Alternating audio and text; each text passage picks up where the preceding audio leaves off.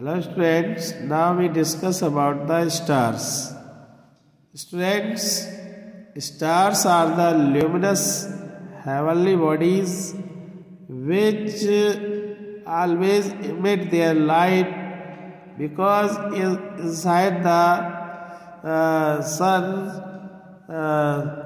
nuclear fusion reaction takes place, and during this process lot of energy is released. So this energy come on the earth surface in the form of solar energy. So straight other than moon, there are many bright dotted objects are seen in the sky. Moon के अलावा students आपने sky में बहुत सारे dotted object को भी देखा होगा. दीज आर स्टार्स, इन्हें स्टार्स कहा गया है. सब ऑफ देम आर ब्राइट, कुछ इनमें बहुत चमकीले होते हैं. Whereas some are dim, लेकिन कुछ बहुत ही भद्दे दिखाई देते हैं. Stars are huge heavenly bodies, ये बहुत ही बड़ी बॉडीज होती है. Astronomers have pieced together the story of how stars form by observing the very different stars that can be seen from the earth. Student astronomers ने have pieced together the story of how stars form by observing the very different stars that can be seen from the earth. Students,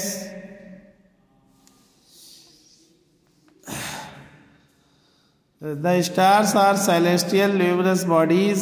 Stars celestial luminous bodies होते हैं जिनकी जो खुद की light को emit करते हैं regular continuously. They are seen as point of light in the night sky.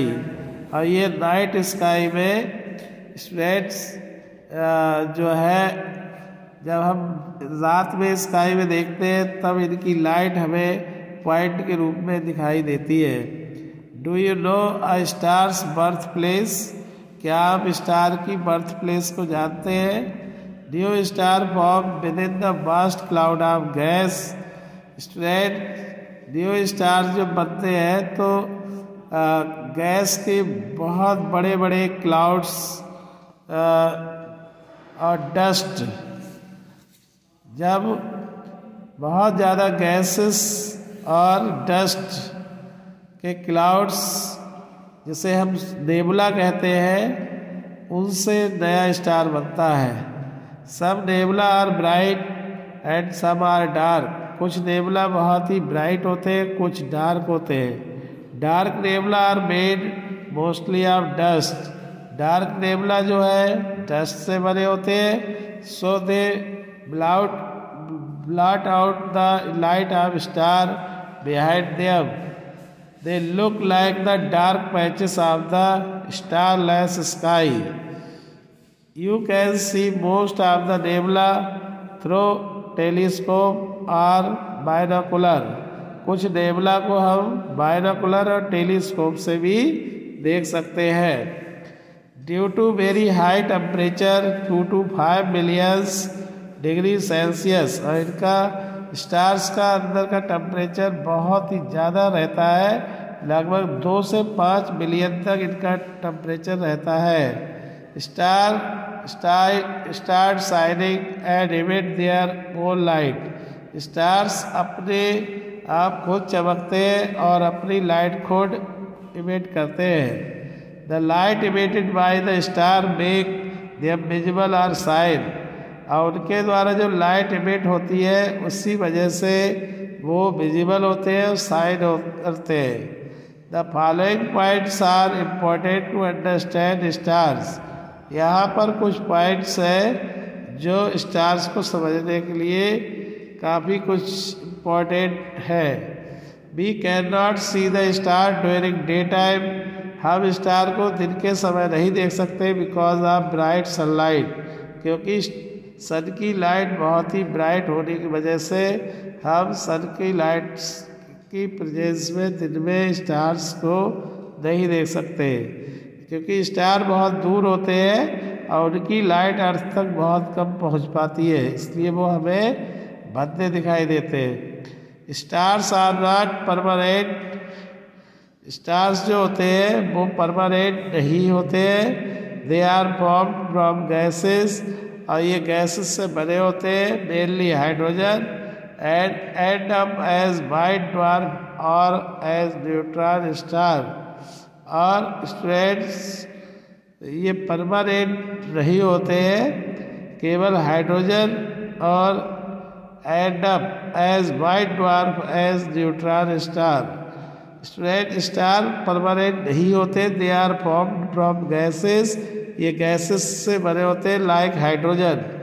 और students white dwarf the end up as a white dwarf as neutron star. Student star live for millions of year, star कई million साल तक जीवित रहते हैं। Stars are classified on the basis of brightness, colour, temperature and size. Stars जो है students हम brightness, colour, temperature और साइज के बेस पर क्लासिफाई कर सकते हैं। Stars are much bigger then earth, stars हमारी अर्थ से बहुत बड़े होते हैं। When seen from the earth, जब हम अर्थ से देखते हैं, stars appear to move from east to west, तब हमें स्टूडेंट्स जब हम अर्थ से स्टार्स को देखते हैं तब हमें ये ईस्ट से वेस्ट की तरफ मूव करते हुए दिखाई देते हैं। This is because the earth rotate from west to east. ऐसा इसलिए होता है क्योंकि हमारी जो अर्थ है वो ईस्ट से वेस्ट डायरेक्शन की तरफ मूव करती है। This is because earth rotate from जब हमें अर्थ से देखते हैं तो स्टार हमें ईस्ट से वेस्ट की तरफ जाते हुए दिखाई देते हैं, लेकिन ऐसा इसलिए होता है क्योंकि अर्थ जो है रोटेट करती है from west to east direction की तरफ। अबाउट इट्स एक्सिस, अपने एक्सिस पे वो वेस्ट से ईस्ट की तरफ रोटेट करती है, इसलिए हमें जो स्टार्स है वो ऐसे लगते हैं जैसे वो मूव कर रहे हो ईस्ट से वेस्ट की तरफ। Where however there is one star that appear stationary, लेकिन इनमें से एक स्टार हमें बिल्कुल रुका हुआ दिखाई देता है। When seen from the earth, जब हम अर्थ से देखते हैं। This is the pole star, इसी को हम पोल स्टार कहते हैं, जो हमें बिल्कुल रुका हुआ दिखाई देता है। और पोलरिस, इसी को पोलरिस कहा गया है। The pole star appear stationary because the lies on the imaginary axis of rotation of the earth, क्योंकि ये अर्थ के रोटेशन की इमेजिनरी एक्सिस पर ही लोकेटेड होता है, इसलिए हमें दिखाई जो है हर समय दिखाई पड़ता है। और ये कभी भी ऐसा नहीं लगता कि ये जो है हमें रुका हुआ दिखाई देता है, ये मूव करता हुआ दिखाई नहीं पड़ता है। We can understand this with the help of this activity, इस एक्टिविटी की हेल्प से हम देख सकते हैं, समझ सकते हैं। To show that pole star does not appear to move, ये शो करना है कि पोल स्टार जो होता है ध्रुव तारा, ये हमें जो है मूव करता हुआ अपीयर नहीं देता है। मटेरियल इसके लिए चाहिए umbrella, white paper, scissor and gum.